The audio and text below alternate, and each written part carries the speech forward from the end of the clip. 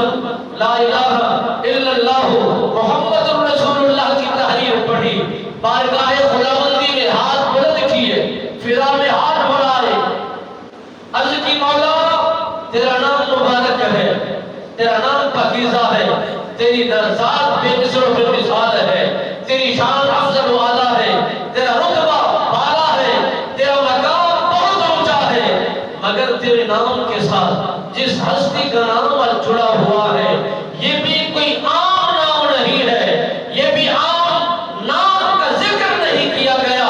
ادھر بھی تیرا نام ہے، ادھر بھی تیرا نام ہے، تو یہ ناموں کے درمیان میں ایک نام ہے جس کا نام بہت اونچا لگتا ہے، جس کی عزت و وقار و معیار میں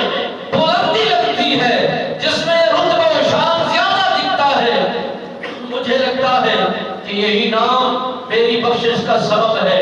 یہی نام میری نجات کا پہلو ہے، یہی نام میری بخشش کا ایک پہلو ہے۔ میں تیری بارگاہ کے اندر جناب ابو البشر جناب آدم علیہ نبی سرکار التجا کرتا ہوں، عرصہ دراز سے تیری بارگاہ میں دعائیں مانگتا چلا آ رہا ہوں، عرض و گزاری کرتا چلا آ رہا ہوں، گڑ گڑاتا چلا آ رہا ہوں، معافی کا مطالبہ کرتا چلا آ رہا ہوں، اپنے طرف جو مجھ سے یہ اس انداز میں غلطی ہوئی ہے میں اس کی پناہ مانگتا ہوا تیری طرف راغب ہوتا چلا آ رہا ہوں۔